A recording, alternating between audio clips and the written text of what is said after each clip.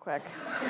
All right, so hello everyone. My name is Denise, and so I'm going to give you guys a little bit of background about myself and what my business is, and kind of how I made my transition from science into entrepreneurship. And the reason why I say it's no previous experience required is because prior to me starting my business, I had no previous business experience whatsoever, like none. And what I've realized during my whole time here as an entrepreneur is kind of like what this picture shows you here. You have this idea, you take that leap, and then you realize, shit, I don't have all the pieces that I need, so I need to start building this as I'm going along. And then you hope that you eventually will get all the pieces put together in the right place and kind of take off. But really, entrepreneurship is really about learning along the way and also building the right network. So, to give you a little bit of background about myself, I'm originally from Detroit, so Detroit, Michigan, and I got tired of the snow, and so I moved out here to Davis, or actually Sacramento, and I work in Davis as a postdoctoral fellow, which means that I have my PhD, and I actually just do research in a lab all day. And so I did my bachelor's, got it in biological sciences from Wayne State University, which is in Detroit. And then from there, I got my PhD from the University of Michigan in microbiology and immunology. Now, a lot of my friends were really shocked that I went to University of Michigan because I am a huge Michigan State fan. And I don't know how many of you know about the rivalry between these two schools, but I used to sit there and wear green and white up at the campus. And this was like, I get some death stares looking at me. But people would say, at least you're not wearing Ohio State. So, that's Michigan absolutely hates Ohio State. So no red, no Buckeyes, no nothing. But what I did for undergrad, I really liked the idea of doing research. And so I started off in undergrad working with fruit flies, where I looked at the nerve development in fruit flies. So imagine sitting at a scope all day looking at the nerve cord of fruit flies, and then also having to pick out virgin female fruit flies, which was really interesting because they had this little moon-shaped thing on the side of their abdomen. And so we had to collect all the female virgins and then put them in with males to breed. And so basically my friends used to say that I was always sacrificing virgins with this. And so, we also used to, knock them out with CO2, and sometimes they would do this spin, so they looked like they were kind of breakdancing. So it was really fun, but it smelled terrible, like absolutely terrible. Like you don't want to work in a fly lab because you'll get cotton everywhere, and it's just bad. And so they like to get out. We had a Venus flytrap that would eat all these flies. It was ridiculous. But then once I was finished with undergrad, I went to the University of Michigan where I started working with macrophages. And so macrophages are these immune cells that love to eat things like bacteria and other cells. And so I really looked at how the immune responses in macrophages was triggered during different types of bacterial infections. And so it's completely different from my fruit fly work. And it was interesting enough because when I had actually applied to grad school, the faculty members were kind of hesitant because prior to that I had no microbiology experience. But I really wanted to do microbiology. And if it wasn't for me excelling during my interviews on this and actually writing a pretty good personal statement, I probably wouldn't have gotten into that program. So writing and also having good public speaking skills is very important. And so then from there, I did my postdoc, which I'm currently doing, which is in the microbiome, which is really a hot topic right now. Everybody hear about probiotics and these little bugs that live in your stomach.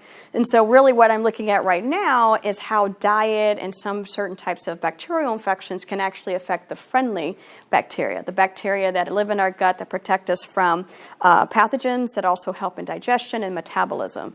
And so again, somewhat similar. You could see that each of these steps, it was something completely different. I kept pushing myself to learn something new. But then the real question is, when you're at grad school and you're getting close to the end, just like how you guys are in undergrad, you have to start figuring out, well, where the hell do I want to go after this? What do I want to do for a career? And so typically people automatically assume that you get a PhD, you're going to go off and become a faculty member. And so they call that the ivory tower, right? And what was a scary statistic for me at the end of grad school was that only 10% of PhD holders get a faculty position. And there's thousands of us postdocs that are out there, thousands of us PhD holders that are out there, only 10%. So you have this large pool of applicants that are all great at this, and yet only a small portion of them will be able to get it. And so I had to start thinking about the great beyond, like what else do I want to do? I literally had to get out of academia because I'm like, there was very slim chances, and I also didn't like the culture in academia, right? Like the culture there is is really a publish or perish type of thing, right? Like if you don't publish enough papers, you kind of have your career kind of falter, and that's not good. And there's also this whole thing of not being able to say no. And I love to talk, and I like to speak my mind. And so I felt like I might rock the boat a little too much, so I said I need to get out of there. And so then I began to question and start to think about what other career paths could I go off into. And so, of course, when you have a PhD, they like to call other things outside of academia as the alternate careers because, again, there's a stigma that you couldn't cut it in academia, so you're going off into something else, which is absolute bullshit. And I feel as though a lot of times we are kind of, putting a negative stigma to people who want to go off into something outside of science. And so I started looking around into other things and also looking at my skills as to what I could do that would, I could take my soft skills as well as my technical skills and still have a pretty productive career. And so here at UC Davis, I came across this program called the Business Development Fellowship. And so this program here is they take scientists, they've now just started doing undergrads. They have undergraduates, graduate students, as well as postdocs that are scientists. And they kind of introduce them into the world of business. And so they do this through different workshops and academies that you can attend, and also that you take 5 MBA classes, okay? And so you're getting mixed in with these other MBA students, which are completely different from the PhD students. They talk a lot, they're very chatty, and then you look at all the PhD students, they're kind of just clustered together. And so it was really interesting seeing that difference in science versus business. And they tried to have it where they kind of pulled out the analytical skills of scientists and said, you guys have transferable skills that can go into business and vice versa. And so, don't view the business world as what a lot of scientists have called it as the dark side of things. So, and so during this whole time with this development fellowship, I had the opportunity to go to the Ignite conference, which was awesome. So this was like a 3-day conference that's held here by the UC Davis in conjunction with Rice University. And so what they do is they allow people who have MBAs or PhDs to go to this conference. You get to learn about business, entrepreneurship, and then you also get to visit different companies. And so they have 4 bus rides. The one bus ride that I went on to was completely outside of my field of study, but it was also because there was Tesla that was there, and I had to go see this factory. But you also got a chance to see Zoox, which was basically, they were combining Uber with autonomous vehicles. And so basically, you would get driven around by a vehicle that has no driver. And so they had this cool car where you have 4 or 6 people that could sit in here looking at each other, and then this car would drive along. And so they were in this testing stages of that, which was really interesting, trying to see if the car would, one, stay on the road and not run over people. And so we were seeing some of those. I'm like, oh, man, that's not good for some of that stuff, because the car would kind of bump into people. But then we also got the opportunity to see a VC firm. And so VC firms are basically, they have tons of money, and they have the ability to have a lot of companies pitch their business idea, and they say, okay, well, which ones do we want to invest in? And KPCB has been one of the more successful ones. They've been around for 45 years, and they invested in things like Google, I think Snapchat. They've also done Genentech. They've done EA Sports. So they've done they put in a lot of money into different types of sectors. And so with that, at the end of we had the opportunity to do the Big Bang competition. We weren't required to do it, but you could do it. And I said, well, I've been through 5 MBA classes. I've been able to practice and perfect my business ideas. So I said, fuck it, I'll try it. And so that's how my company, ANU, came about, which stands for A Nutritional Utopia. Now, interestingly enough, this company came out of an idea that I have from a hobby of mine. I like to brew beer. I love to drink beer. And so I was sitting there one day, I was watching a basketball game, drinking a beer, and I was trying to think of a business idea for a business class, and this idea popped into my head that when I'm brewing beer, we typically have large amounts of what they call spent grain. And so when you have grain, if you're doing a grain-based beer, you basically take this grain, put it into some really hot water to extract all the sugars out. Now that sugar water is what's used to make beer. But this grain, after the fact, you don't use it. So a lot of times home brewers will just take that and dump it. Or they'll feed it to their dogs, or they'll give it to farmers or whatever else, or use it for compost. But I was curious about this because as a home brewer, we will create, a few hundred to a few thousand pounds of spent grain every year. And I was curious if microbreweries were having the same problem. And sure enough, they were generating large amounts of spent grain. And so they're doing larger batches. And I found this one little statistic here that said that every year in the U.S. alone, there's 2.7 million tons of spent grain that's made. And that's in the brewing industry. So if you start thinking about food waste, the brewing industry is one of the biggest contributors to that. And so I started looking online about what could I do with this spent grain, what were some of the, was there any nutritional value to it, especially with having all the sugars extracted. And what I found was that it had a low glycemic index because there was little to no sugar. It had high amounts of fiber, it had antioxidants, and it had a lot of protein. And so I was really curious as to see that there were really no companies on the market that were not trying to use this as a food product. Now, there is one that's out in San Francisco called Regrain, but people have not liked the texture of their bars. And so it's like, well, this is going to be kind of hard to try and convince people that this would be tasty. So I came up with my little bar. It looks different from most other granola bars that are on the market. And what I've done is I've added in, unlike Regrain, in addition to the grain, is dried fruit and nuts. And so what you get here is this nice little tasty treat that is not too chewy and not too crunchy. And so people have always talked about when they're trying out granola bars that some of them are way too hard, some of them are way too chewy, it's too sweet. And so I've made sure to add a good balance between fruit and nuts to kind of balance out so it's not too sweet and it's not too tarty, it's not too salty. And, I put this idea out there at Big Bang. And so, prior to Big Bang, I, had to test this with my business class. And you go through trials and errors of trying to figure out what's the best way to make this look. Because the first iteration did not look that good at all. The first one I was like, it tastes all right, but it didn't look good. And food, you have to make sure that it looks good. Like, no one wants to sit there and eat something that looks like shit. Okay, nobody wants that. You can try to be nice to people, and you're like, oh, this is great. No, I don't like this. But you want it to look good. You want it to smell good. You want it to have a good texture. And so this is something that's very important. So the scientist in me was really happy to be playing around with recipes like this. And so I had people try it. And, of course, people are like, what is food? It's a granola bar. That market is heavily saturated. How are you going to differentiate yourself? And so you get all this negative feedback, but I'm like, I'm going to try it. Let's just see if I do Big Bang, how far can I make it? And so there were multiple rounds. The first round is all about selling it on paper. You had to write up this executive summary, telling about your problem, solution, financial projections, what's so different about you, and then that was it. And so you wait. And so they started off with 73 teams, and then after the first round, they cut it down to 45.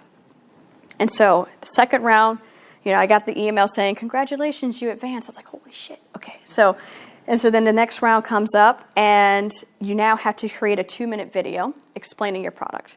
You have to do customer calls to talk to customers and ask them, what are you looking for in a granola bar? Getting all this information, and then submitting that off. Oh, and also creating a pitch deck, which is kind of like a short PowerPoint presentation where you go through problem, solution.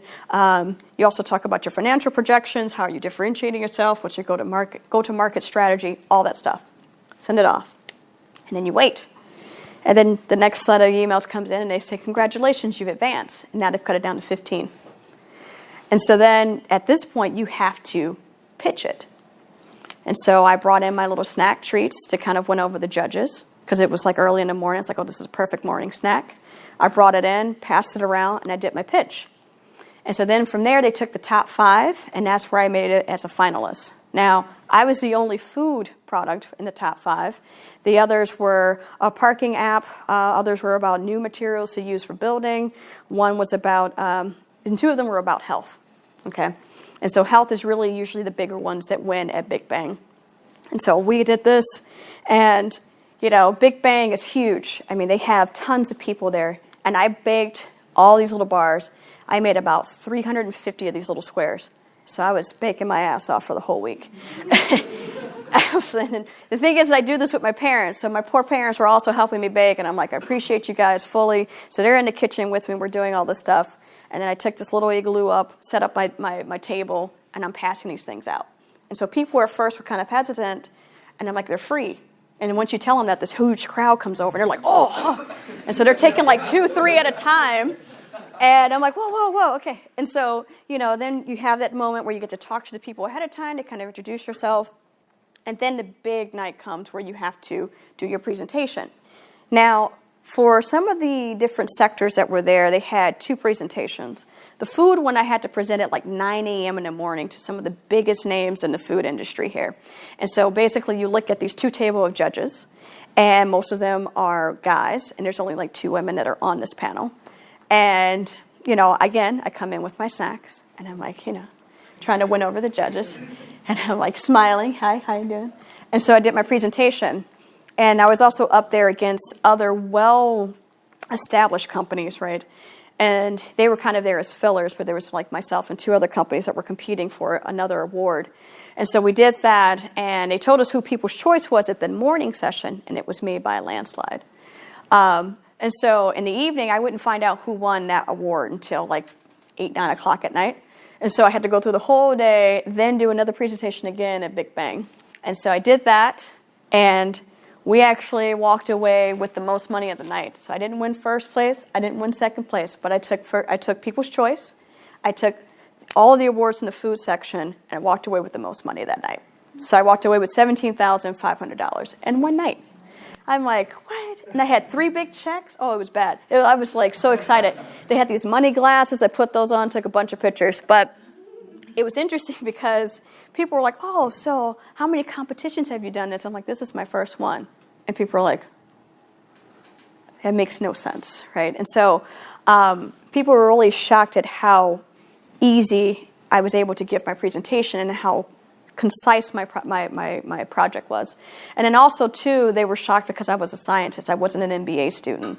And so everybody has this type of stereotype they have in their mind about scientists, that we're kind of like rigid, that we don't know how to talk, that we are kind of shy, we kind of stay in our labs all day, we don't get the sun. I mean, I am light-skinned for a black woman. I know I don't get enough sun, but I mean, there's a wide range, right?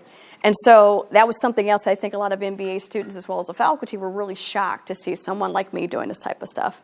And so the craziest thing about it is, like, once you win Big Bang, any type of award, your name just goes out there. And so I went from Googling my name and seeing nothing but research associated with it to now seeing this, and it was just like all over the place. I got into the Comstock magazine, which is a business magazine here, for Startup of the Month. That was crazy. You actually get a photographer to come, and they take pictures, and you're like, oh man, I'm a star. But like you have, then I also did a presentation at 1 Million Cups, which is about trying to create a network of people and help them to kind of make connections to help push your business forward. And so all that type of stuff just started. But what I really have noticed during this entire, thing with entrepreneurship is that, you start off really well. You have to say, okay, I got this awesome idea. Like I said, you take that leap. And then, like I said, as you can see here, it says this is fucking hard, right? You start to notice, like, I don't know enough, right? And so you have to build a team, a network that will really help you to kind of hone in your idea. How to go about marketing, how to actually refine your idea, how to go about selling the idea, really understanding what is going to get people's attention. Because a lot of times, if you look at some of the previous Big Bang, presentations, a lot of them are trying to tell this sad story, and they're like, cancer, everybody has cancer. Like, someone knows what cancer, right? Or it's like, they'll talk about other sad stories, and everybody's sitting there going, oh yeah, because they're really getting into it, right? And so here I am with food, and I'm like, everybody likes food, right? And so you have to figure out how to go about selling your idea and get people interested, right? And so then you think, okay, I got this figured out, and then you're constantly going up and down, up and down, up and down, up and down. And so during this whole process, unlike some of my counterparts, I'm also working full-time. So I go to lab, I get in at 7, 8 o'clock in the morning. I leave at like 4, 5, 6, sometimes later. And then I go home and I work on this. So this is like day in, day out. This is what you're doing, right? And then your weekends, you're also probably doing a little bit of that, but you also need to make sure you maintain self-care. So you start doing this kind of, I think I got it, no, okay, no, and then you come across other things that come up. Like, for me, I had to get my logo trademarked and my name trademarked. I've never done any of that type of stuff. Looking at patents. Oh, yeah, that's kind of expensive. So that $17,500 that I won, you're like, oh, you start seeing how that starts to dwindle because you're paying out for legal things, or you're buying new supplies, or you're buying more resources, or you're doing more marketing, or you're going and traveling to places, right? And so you're constantly having to make sure that either if you're not making money just yet, that you're putting more money into it from your own, or you're getting investors to kind of pitch into it, okay? And then there's always this whole thing with investors. It's like, do you want to get investors or not? Because they start to eat into equity into your company. And after a while, if you're not careful, they will have more than you, and then they can just kick you out. And that has happened a lot. That has happened a lot with companies. And so what you're hoping for is that as you're doing this, you're getting this positive slope, that you're starting to see some traction, that you're starting to make some gains. You're making money, you're getting more people to know about you, you're making partnerships, stuff like that. And so during this time, what I've done is I've read a lot of books, and so I like to read, so this wasn't too hard for me. But these 4 books here I think really helped. So like Hack and Growth talks about how to go about gaining growth for your company, and they've put in a lot of different companies as examples for that. And then 0 to 1 talks about how companies actually create monopolies. How do they go about finding their niche and maintaining it? How did they push out everyone else and say, this is us? And so they use a lot of different examples for that. The Lean Startup talks about how to actually have your startup. Who do you put into it? What resources would you need to identify? All these things that you would need. And that last one, as you can see, clearly curse words are my favorite, The Subtle Art of Not Giving a Fuck.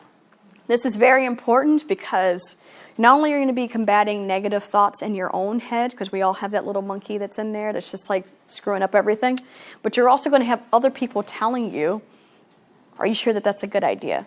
And sometimes they're telling you as a means to make you think about it, to kind of figure out, am I doing the right thing? And then you have other people who don't want to see you succeed. And that's going to be kind of hard to kind of weed that out. But this also helps out with not just entrepreneurship, but also just in every other aspect of your life. I really like that book. And then the other 2 places that are on campus were the Venture Catalyst, which is all about helping businesses here at UC Davis. So any of you guys that come up with a business idea, you guys could actually go to them and get some type of mentorship.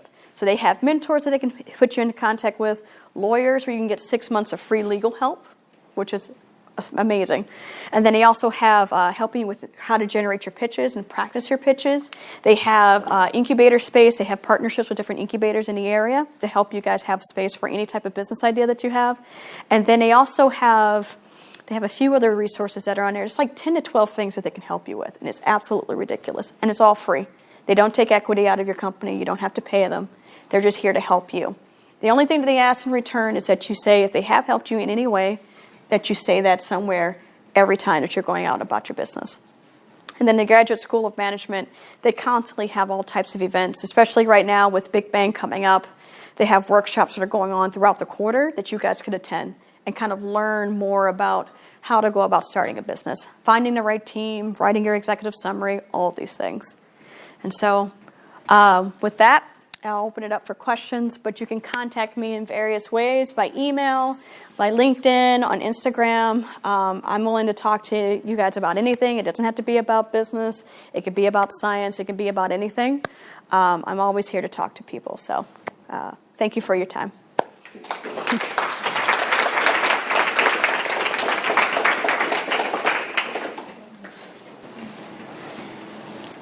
Oh, man, you guys are doing, I was going to say, the typical undergrad thing, like, don't make eye contact, don't make eye contact. Okay. So how much do you think your undergraduate education and graduate education helped you with? So I'll tell you, undergrad, so I did biological sciences, and I think from undergrad and graduate, analytical skills really helped out a lot. I also think if you're involved in student organizations, those type of things also help as well, because you learn how to network. And in business, that is the biggest thing. There was a professor in one of my classes that said, entrepreneurship is about networking. That's what it is.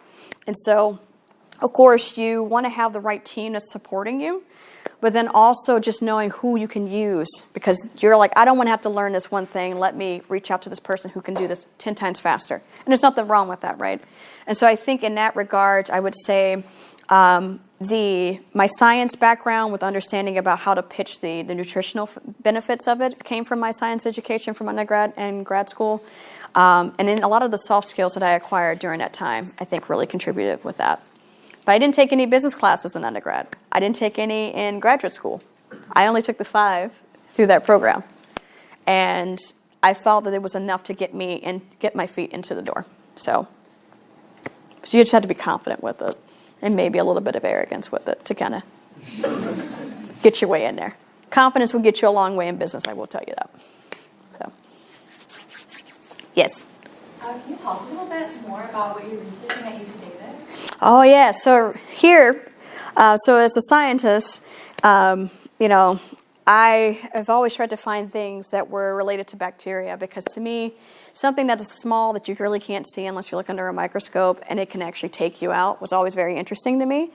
And so my research right now focuses on the microbiome. So I work with poop all day. Okay, just poop. This is what I deal with from mice. And we take that and we do a couple different analysis on it to be able to identify what bacteria are there. And then we can look at changes that happens in the different bacterial communities during a salmonella infection. And so if anyone's had any type of food poisoning, salmonella is the one that causes the problems where you're kind of like, having to go out the back door. It's not a pretty thing, but you're done usually in 24 to 36 hours.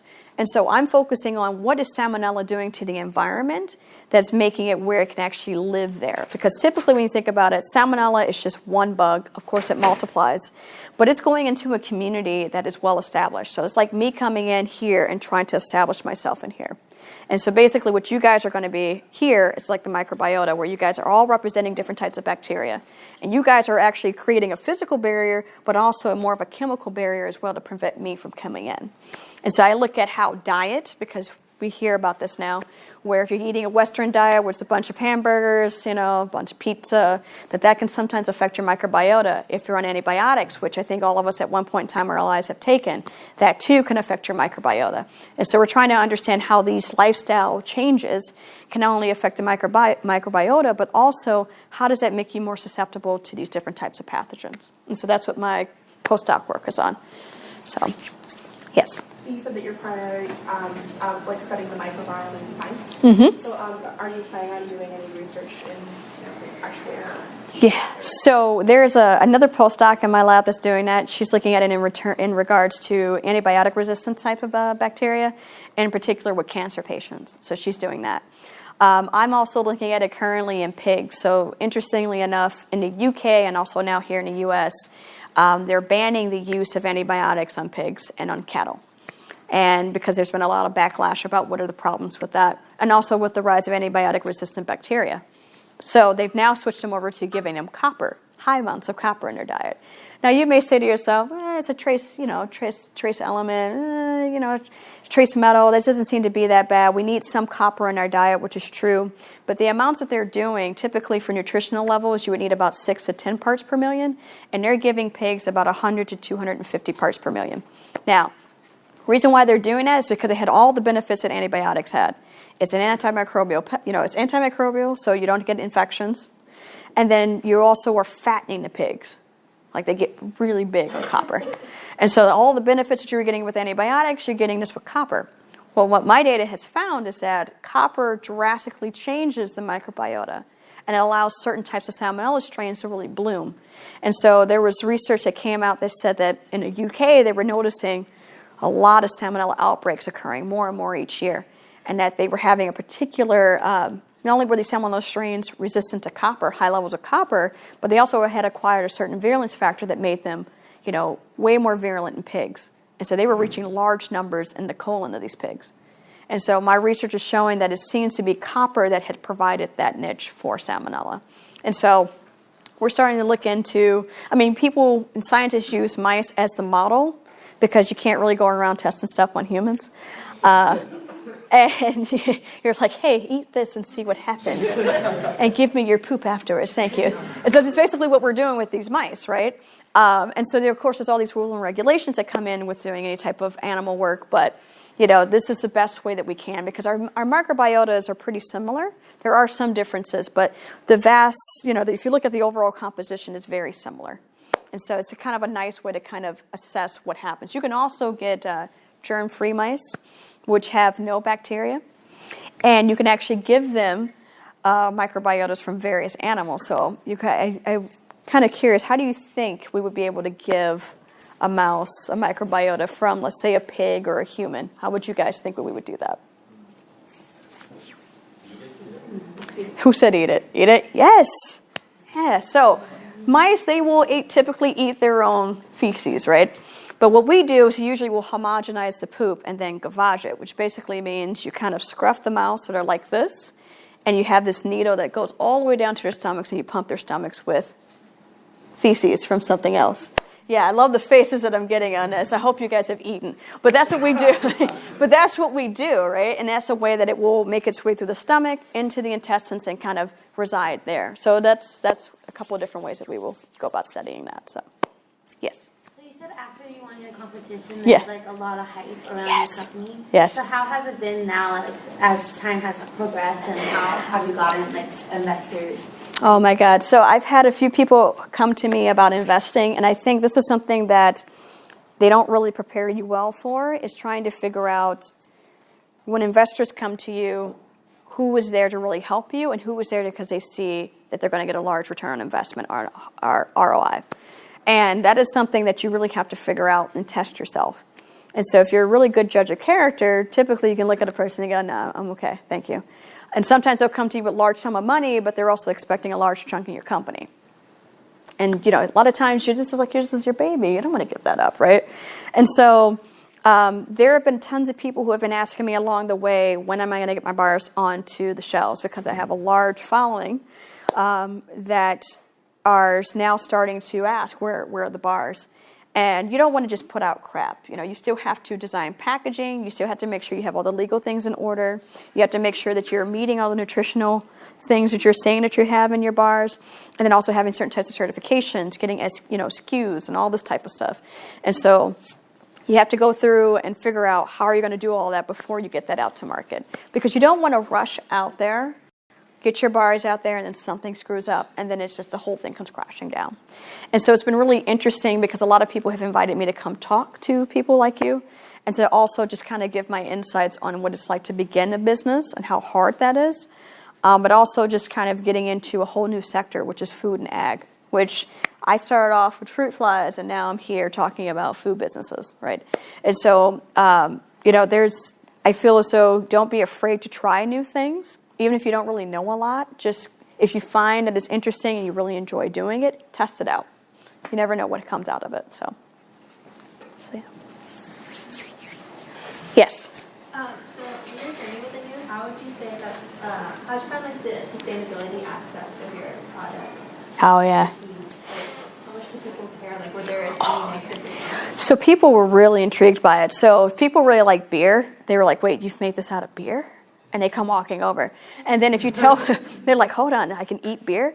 And so if you tell people that are really big on reducing food waste, or people who live a zero waste lifestyle, they're like, wait, what?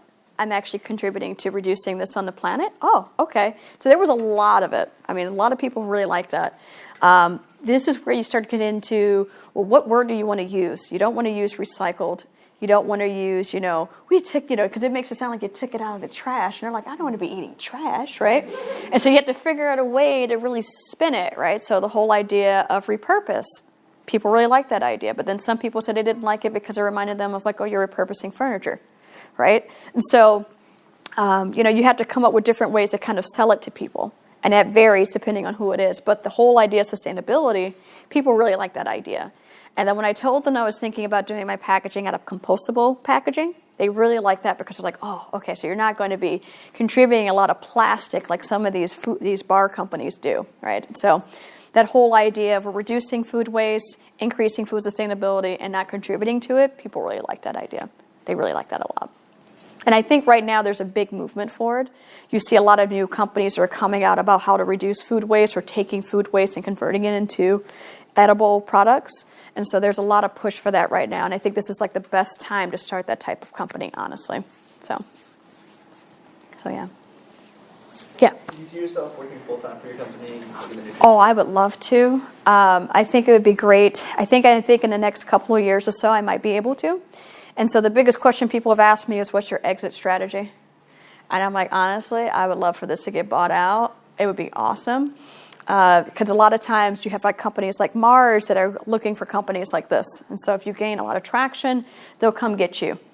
And they'll throw a lot of money at you. I mean, there's a company that was recently bought for $850 million.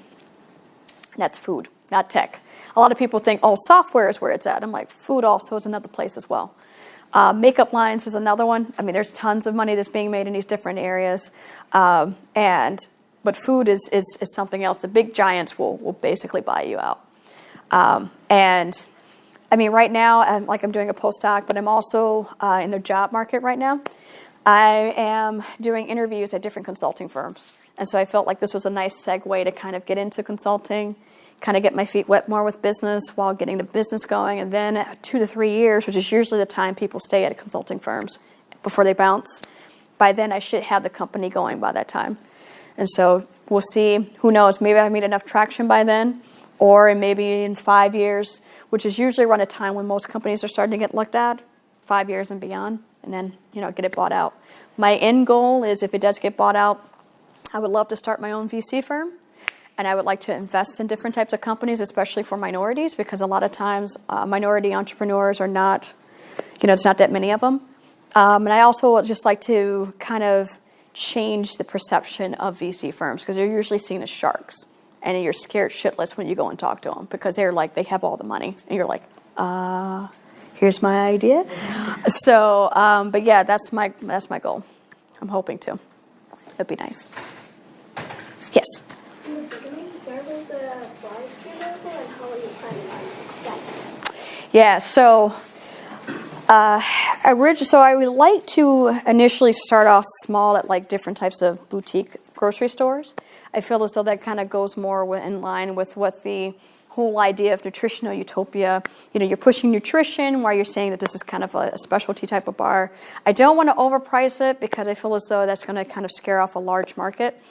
And I want to have it in line with a lot of the other bars. Now, if you want to make it into like the chain stores, which is like really where you start to go national, you have to gain a lot of traction first.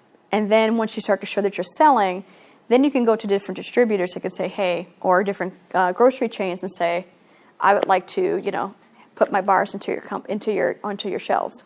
But when you go into the grocery stores, if you look at that line, that aisle, all these bars, and then you're competing for space, right? So you got to make sure your bars stand out, and that you get the right shelf space. And so a lot of times people have told me, instead of going to grocery stores, I should look into like partnering up with Starbucks, because they have very few number of bars that are on their shelves. And so it really depends on when I start to gain traction, where do I see it really lining up with. I might partner up with like a Whole Foods or a Sprout, because they're more nutritional. Trader Joe's like to put their names on everything, so you would lose the Anu and it would just be Trader Joe's, and you're like, no, I don't want that, right? And so you want to start figuring out, where do you want to put your stuff. So there's a couple of different avenues that you could take with that, but that would probably be the way that I would go. So.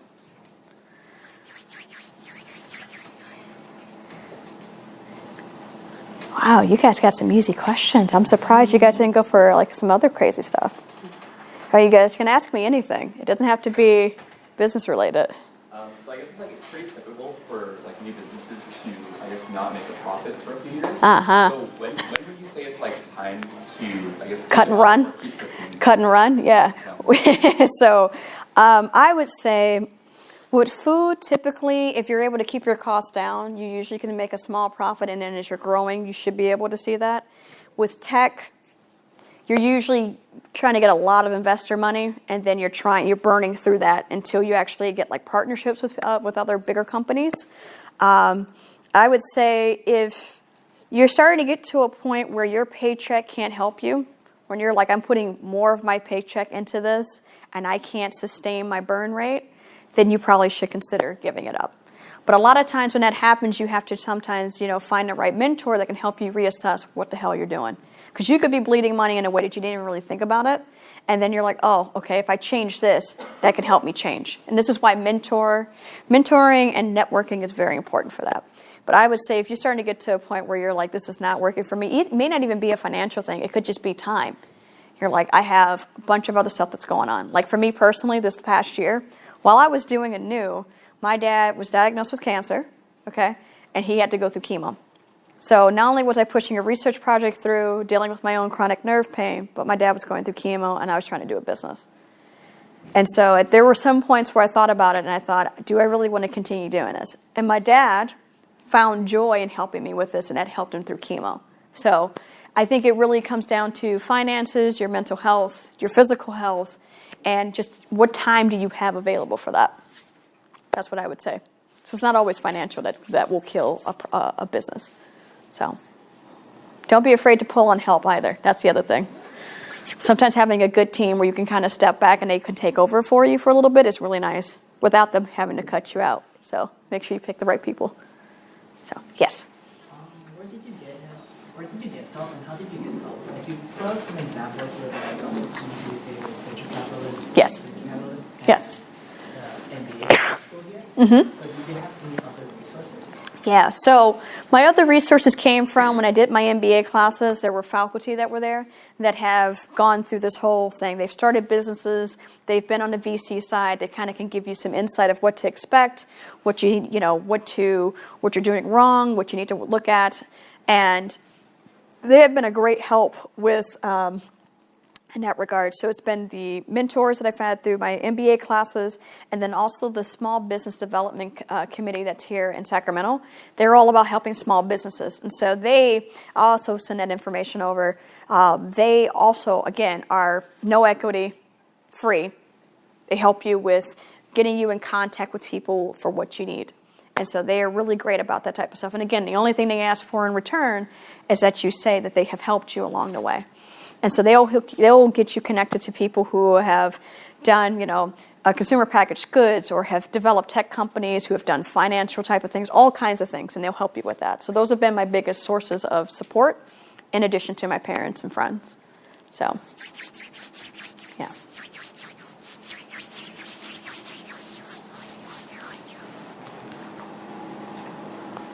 I was just say I saw the little sneak hand. What's going on? Yeah. So you talked a lot about having like a good team. Yes. Yes. So were there like specific moments in your career where you met those people, or like how did you get connected besides just family? Yeah. So I have a lot of friends who clearly I talk a lot, right? And so for me, I've talked to people who are in various fields, and I've kept in contact with a lot of people. It may not be every day, but I've linked up with them on Facebook, on different social media, LinkedIn, and I've watched their careers. And so you start to realize, hey, these people are going off into some other areas that later on in life might actually be a good thing for you, right? And so like right now, as I'm on the job market, and there was a girl I went to high school with, and she's at this company, and she put in a referral for me so that I can get in and get this interview that I'm going to on Friday. So I say, right now you may look at the person and you're just like, I don't know what you're going to do with your life, but you never know what they're going to end up doing, right? And so you can sit there and, years down the road, they might be in the company that you're interested in, partnering with or working at, or they might know someone that can help you with what you're trying to do. And so that's been people that I've met in high school, college, afterwards, people that when I have my hobbies. So I play a lot of video games. I brew beer. I am a sports fanatic. So I've met people at bars that I've kept in contact with who are also entrepreneurs that I'm like having a simple conversation with them, right? And so it just depends on just putting yourself out there that you can actually meet a lot of cool people, tons of cool people. So, yeah. What's your favorite video game? My favorite video game. So right now I am finishing up Spider-Man on PS4. And then, yeah. And I'm also playing Assassin's Creed Origins. I'm waiting for Last of Us 2 to come out. But on PC, because I'm also a PC gamer, I play a lot of Counter-Strike right now. So yeah, I was old school Counter-Strike. So, but I play a lot of first-person shooters. And this is the thing. So during this whole time of starting a business and trying to do science, I kept my hobbies, right? I still like to go out. I still like to play video games for hours. I'm telling you, I had to put timers for myself because I will play all day. It is really bad for me. And I will drink a ton of Mountain Dew while I'm doing that as well. So, But I mean, you have to keep your hobbies. I read a lot of books, right? I watch a lot of movies. Like Netflix is my thing. I go to movies. I love superhero movies. I love action movies. I don't watch rom-coms. I can't stand it. I know. People give me hate about it, but I watch a lot of foreign films and international films, and so I keep all those things, right? Because that's what keeps me grounded, right? And so and I'm starting to get into working out now, but I mean it's just like you're starting to do a lot of things. Like photography is another thing that I like to do as well, and so I just tell people all the time, a lot of your hobbies, like my beer brewing, turned into a company. And so a lot of times you'll hear people telling you that video games are stupid. And I'm like, well, actually, there's people who make a lot of money playing video games. I'm just saying. But it depends on your hobby, right? And I mean, you have a lot of people who are social influencers, which it still blows my mind, that they can make these videos about putting on makeup and they have all these followers. And I'm like, what the hell? I'm struggling trying to put my own damn makeup on, right? And so but there's different things. You have people who travel around the world and they're social influencers to talk about all the cool places you can travel to. Okay, I follow a lot of them because I'm like, damn, I want to travel there. And so there's a lot of different ways that you can actually get into business, right? You can make your own type of thing. You have people who are becoming life coaches. I mean, you have people who will help you, learn how to do public speaking effectively. Like there's tons of things that you could do. So I wouldn't say just because it's not the latest app doesn't mean it's not a great idea. Don't shit on your own dreams. Don't do that, okay? You have to sometimes throw the idea out there and see if it sticks. Have someone that you say, hey, do you think this is a good idea? So, yes. Oh, I love this. Now I've got more hands coming up. Okay. I have a question. I noticed you've been talking about a lot of your hobbies. And Yes. I'm kind of similar where I have like a lot of hobbies that Yes. I kind of basically shit on. But Yes. Hip hop isn't like important or productive or anything. Oh, no, it's great. But it's like, how do you one, find the time Yes. to put in all of your hobbies, and two, how do you know that a hobby isn't going somewhere basically? So I say I keep my hobbies if it makes me happy. That's what I do. Like if I enjoy doing it, I will continue to do it because at the end of the day, if you've had a shitty day, one of those hobbies will bring you some type of joy, right? And so I don't like to give those up for that particular reason. And when you're thinking about which ones you want to push forward for pursuing in a career, right, or as a business, like I said, think of your business idea and pitch it to your friends. And then pitch it to people that you don't really know. You can even reach out to me and I can connect you with people that are in those fields that can kind of help you to say if this is a good idea or not. And so this is why I tell people connect with me because I have over 700 people on LinkedIn that I've met over my time, right? And so I tell people all the time, reach out to me because I might know somebody, right? And that's the thing, you have to test it.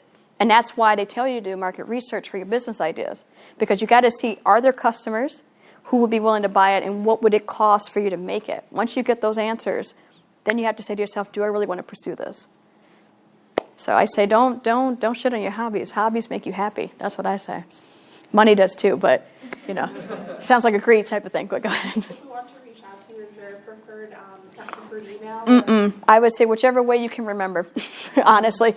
I will talk to anybody. I'm also open to meeting up for coffee. I don't drink coffee, but I'll drink tea with you. Or if you guys want to meet up for drinks and make it more casual, I'm all for it. Just have to make sure you guys are over 21. Just had to make sure, let me put that disclaimer out there, over 21. And so I think the other thing, too, about this is, you guys are, what's the age range for you guys right now? Is it 18 to 23, I'm guessing? Is it around that? Okay, maybe some people are a little bit older. Okay.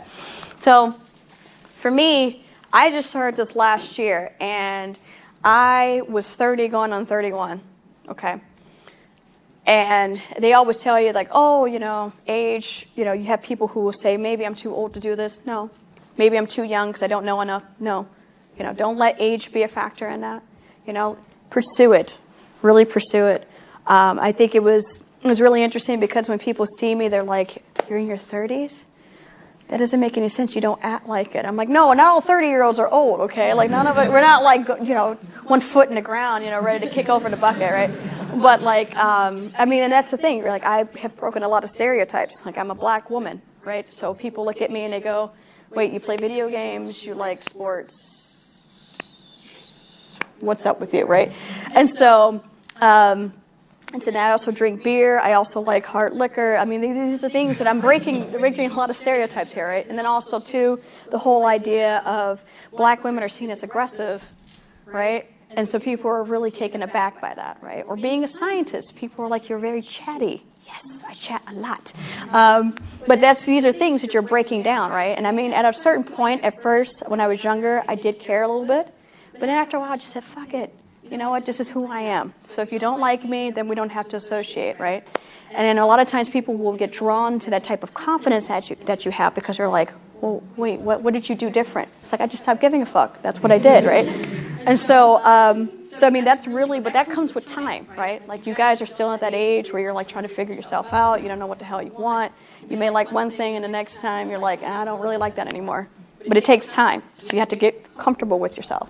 And that's fine. You could change 5 years down the road. It's fine. But, you know, I think, honestly, it's been a fun ride doing this. I don't regret it. I wish I had done this sooner. And since you guys are really interested in doing this type of stuff now, I think this is a really great thing. I think you guys are going to be able to really assess what you want to do later on in life a lot faster than what I did for myself. I see you putting your hand up. Yeah. What's that? So the name Anew. That came about because since it comes from beer, I didn't want to scare people away. So one of the first names was beer bars, and I was like, that could work, but for people who don't like beer, because there are people who don't like beer. And if I wanted to sell this to kids, you can't have beer in the name because parents will look at you and go, is there alcohol with this? And you go, no. They're like, lie, and move on with it. So I wanted to come up with a name that I thought really would make it sound fresh, interesting, draw people in. And so I came up with the name Anew, which is actually an acronym for a nutritional utopia. Now, the reason why I called it a utopia is because I'm not just going to do bars with this. I'm actually going to start branching off into other types of snacks as well. And then possibly also taking this into like the dog industry because people love giving their dogs treats, okay? And this is like one of the best things you can make in that. Another thing that's really interesting is that you can actually use this grain for types of facials as well because I can actually use it as a exfoliant. So there's many different avenues that I could do with this. I could turn this into flour. And then you can tell your people you can take this and do whatever you want with it. Bread, cookies, whatever. So there's many. I wanted to make it where if I started branching out, that they all could still fit under the same thing. And it's not just bars. So, yes. Oh, so I've had that asked. And then the funny thing about it is when I talk about these bars, they have certain types of compounds that will promote the healthiness of your microbiome. So there's a lot of compounds that other bacteria, the healthy bacteria, will like to eat. And so that keeps them happy. If they're happy, they'll stay around. If they stay around, your metabolism is good, your immune system functions, right? And so there's a lot of different components that I could throw in there that could actually tie into my microbiome work. I could also add things to these bars that could actually increase its functionality in that realm as well. So those are things down the road that I'm interested in. I just right now want to get them onto the market, and then you can start adding on from there. Because they tell you, don't start with too many products because you don't want to be too dilute. So start with a couple and then branch out from there. So. All right, I think there were no more. I don't see any little sneak hands coming up. So you guys are more than willing to talk to me afterwards if you don't want to, say it out loud. I'm all fine with that. So.